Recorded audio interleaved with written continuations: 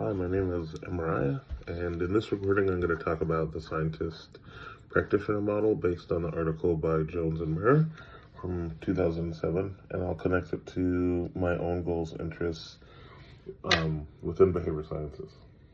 So, part one, just like the overview of the Scientist-practitioner model. So the Scientist-practitioner model was developed 75 years ago, and the main idea is that it's for people working in psychology, and they shouldn't just be practitioners or researchers, but they should be both. The goal of the model is to train professionals who can apply psychological knowledge in real-world settings, but who also think scientifically about what they're doing. That means using data, evidence, and critical thinking rather than relying only on like what you've been doing, or like experience, or like gut feeling or intuition. One thing that really stood out to me in the article was that the model emphasizes that psychology education should be dynamic. It's not meant to be like rigid.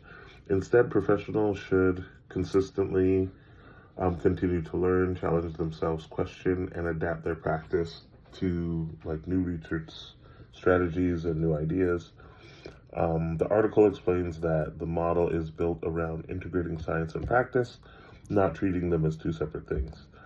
So early versions of the model saw research and practice as parallel, but over time the focus shifted towards integrating the two concepts. Or no, the two practices, right?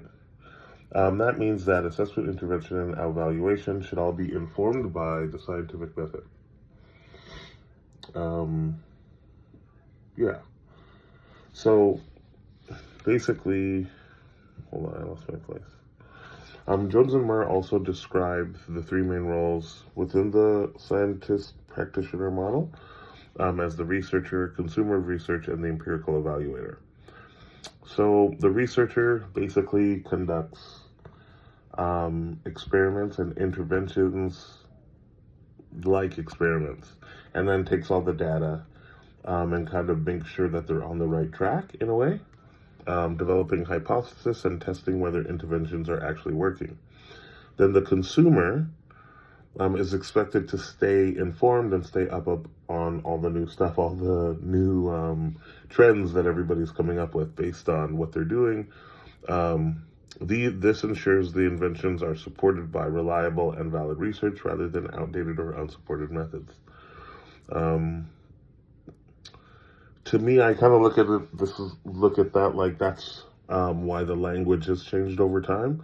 So whereas people used to say things like idiot or mentally retarded and stuff like that, those kind of things you can't say anymore. And it's just, that's not so much based on science per se. I think it's just like, but that's how things continue to evolve, right? So, for instance, growing up in the 90s, those are things that, like words that you kind of would just use, and now we don't use them anymore. Especially in social services, you can see that certain words are kind of pushed out of your clinical or therapeutic vocabulary, and the more, I'd say, empathetic language is used instead.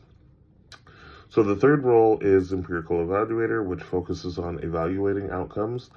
This means collecting data, monitoring progress, assessing whether programs or interventions are effective, or if something is ineffective. The model encourages practitioners to change and adapt their approach. It's also based on three assumptions. The first, that having research improves the quality of the practice. The second, that scientific knowledge helps inform and strengthen professional work. And the third is that real-world practice can help generate meaningful research and contribute to the field.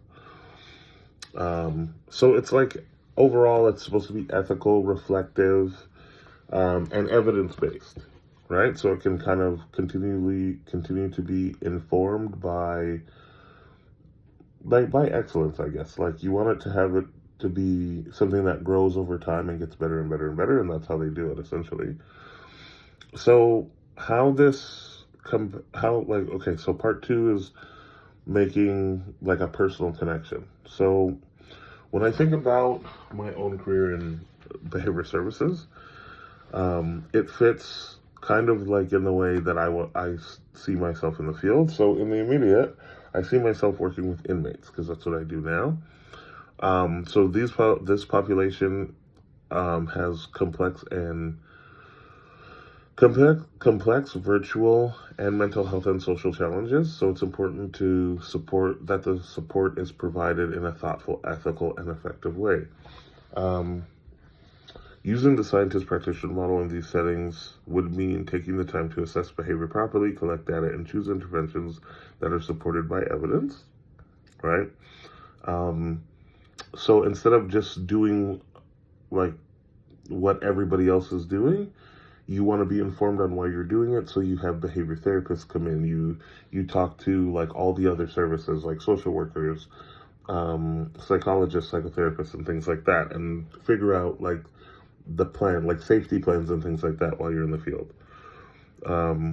You're also evaluating interventions and to see if they're actually working instead of just assuming that they are.